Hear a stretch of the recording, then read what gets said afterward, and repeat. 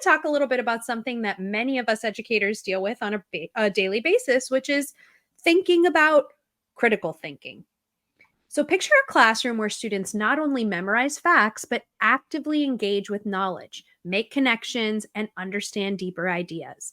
The goal is to move beyond rote learning, foster an environment where learners articulate their ideas in their own words, they break down complex concepts, they look for underlying structures, and question gaps or inconsistencies in the information. Now picture that this is all happening in an elementary school classroom. Well, it can happen according to the author of The Critical Thinking Framework, a powerful tool designed to elevate the learning experience in our classrooms by providing 5 instructional approaches for educators to foster deeper thinking in students. 1, say it in your own words. Have elementary students encourage elementary students to express their understanding of concepts in simple and age-appropriate language. Teachers can ask their students to share thoughts verbally or in writing, ensuring that they comprehend ideas rather than memorizing them. 2, break it down. Elementary learners can be guided to break down complex ideas into simpler components. This involves teaching them to analyze the smaller steps or parts within a bigger concept. Sounds actually very similar to something you and I just talked about. Teachers can help this by using visual aids, storytelling, or hands-on activities to help students grasp fundamental elements of a topic. 3, look for structure. Elementary students can be prompted to look beyond surface characteristics and explore deeper structures of concepts. So teachers can use examples that highlight underlying principles of a subject, helping students recognize patterns and connections. 4, notice gaps or inconsistencies. Elementary classrooms can encourage a culture of curiosity where students feel comfortable asking questions and expressing when something doesn't make sense. This creates an environment that values inquiry, allowing students to identify gaps in their own understanding, but also to get an idea of when a larger concept or a source may not make sense. And then finally, reason with evidence. At the elementary level, students should begin constructing simple arguments supported by evidence. It's always funny when I talk to elementary teachers about argument, and a lot of them will say, we're usually talking about writing an essay, and they'll say, oh, my students need a lot of help with this. And I'll say, ask a student what they recently did the last holiday or birthday. Tell me that they did not try to argue and reason with their parents to get something that they wanted. Yeah, I know toddlers who are arguing and reasoning and manipulating and bargaining. These are skills the kids have. And so encouraging them to bring this into the academic space is going to be so tremendous for their critical thinking. I have an 18-month-old who was trying to critical think his way into one more story before bedtime last night. Exactly. So. This is, it's innate, it's right? Never too early to build these skills. Absolutely. So reading these things is really exciting because it does give us that really specific structure for elementary teachers to see that what they're doing makes a big difference, and kind of explaining it in a very specific way. Like, am I giving opportunities for students to do this is something that I think is tremendous.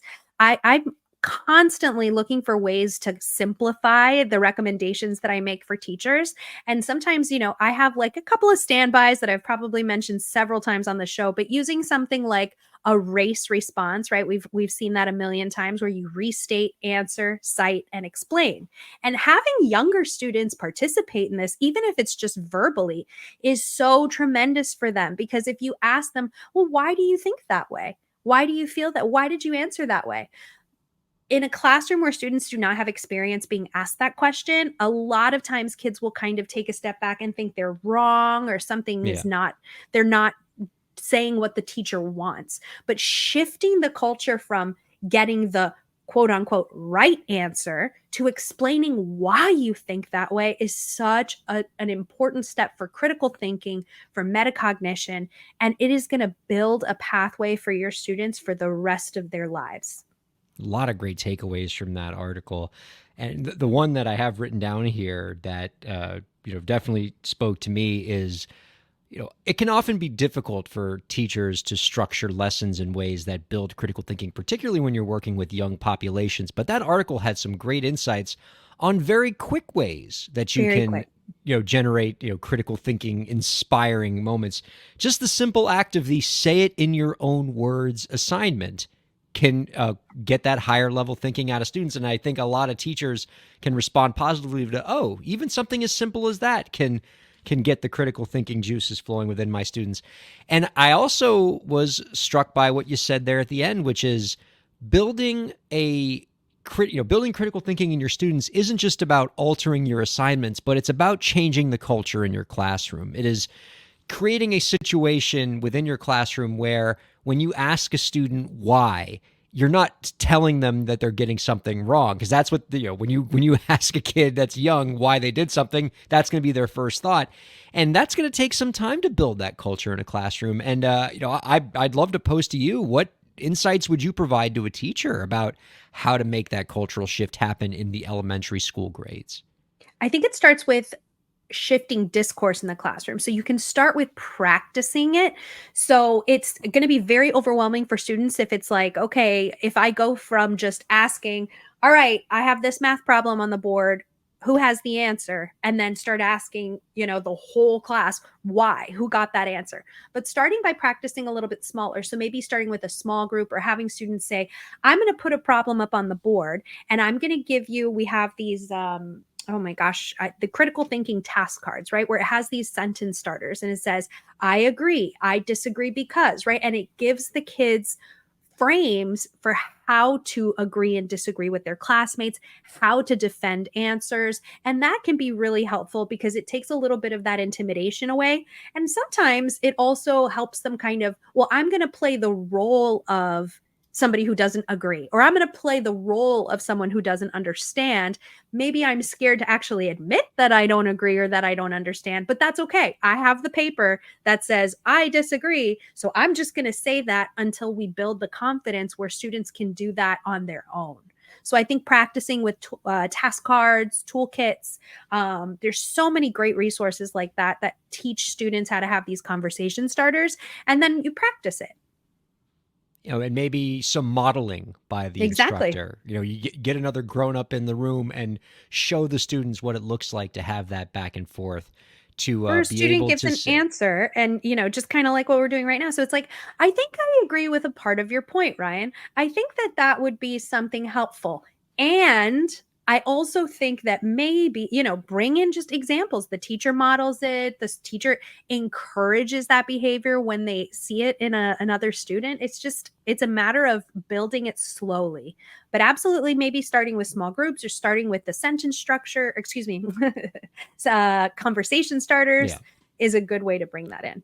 And I love the idea of so much of this happening at the elementary school levels through oral communication, right? It's so important. I think that most of the exposure that the students in the elementary school grades get to critical thinking and argument is through the written word. We spend so much time teaching persuasive essays and things like that, and that's very, very important. I don't think we have as much in the curriculum as we should for oral advocacy and Mm. oral persuasion and oral argument and doing it in the right way. So much of what we have to do in the grown-up world is persuading people through our spoken word as opposed to our written word, and providing critical thinking opportunities for students to build those muscles in the young grades is a pretty exciting prospect. I will say, if you visited some of the kindergarten classrooms that I visited, there's some amazing things happening when it comes to that kind of verbal stimulation and getting kids to think that way. Even when it's something as simple as, we're reading a story or something and they'll bring up multiple characters' names. And this happened recently. It was just adorable. Where a kid was saying, the teacher might have said, I forget the exact example, but it was something to the effect of, which of these characters made this object, and I forget what it was, but they named several characters and one of them was a dog. And the child said, okay, well, it's not this person, it's not that person, it's not the dog can't do it, the dog doesn't have hands, right? And just hearing that kind of think aloud and critical thinking was so exciting. I mean, it might seem simple, but that's exactly what we want kids to be doing, is thinking these things out loud. And it's so exciting for a teacher to actually hear those metaphorical light bulbs going off in the kids' heads. So it was such a cute moment that it's going to stick with me for a while.